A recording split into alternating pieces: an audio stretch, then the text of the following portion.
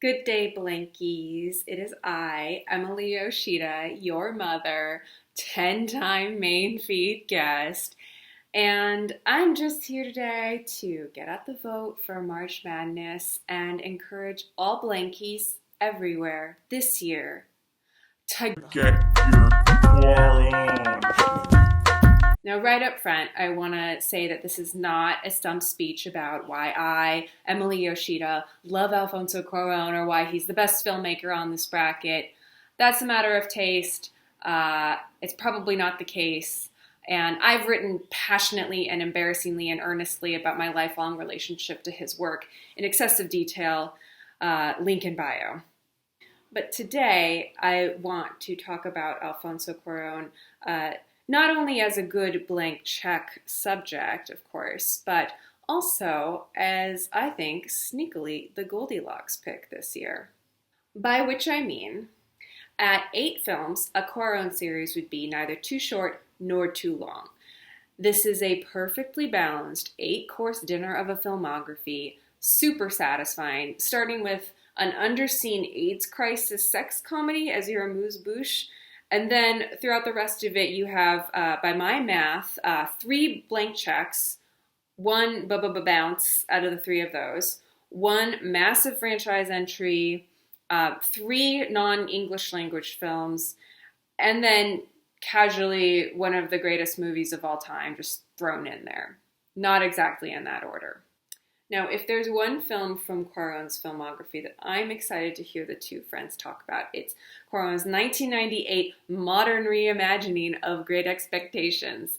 It's not actually one of the bounces. It's not the colossal bounce that its reputation would suggest. It actually made back its money, and Roger Ebert gave it 3 stars out of 4, calling it, quote, a good movie. So make of that what you will. It's got an absolutely ridiculous oneer from Chivo Lubeski before that became his signature, a uncredited voiceover narration, very late ad by David Mamet, one of the best dresses Gwyneth Paltrow ever wore on screen, and if Cuaron didn't have a blank check making it, his art department did. It's a ridiculous movie. I think it would be really fun to revisit, reappraise. It's kind of what this podcast was made for. Final point, kissing. Blank check is overdue for a truly horny filmography. And I'm not talking about Robert Titty Boy Zemeckis. I'm talking passion, threesomes, water fountain tongue kissing. There's a track on that Great Expectations score called Kissing in the Rain, for heaven's sake. I mean, David Dogs, are you with me or not here?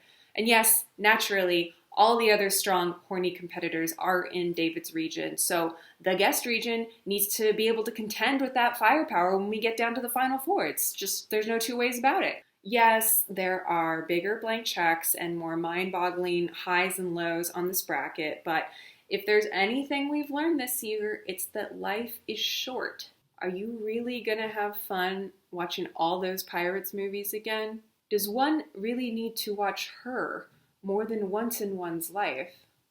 And I'm not going to use my time to badmouth the Reichardt Hive. I see you, I hear you, you're valid, and with all respect to Katie Rich, I watched Meek's Cutoff for the first month of core because I thought it would get me into some kind of like pioneering bread making mood, and I actually have no interest in revisiting that headspace. So, vote your conscience, vote your heart.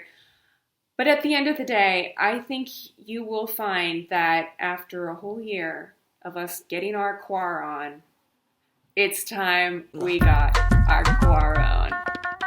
Thank you very much for your time. I love you all so much. Bye.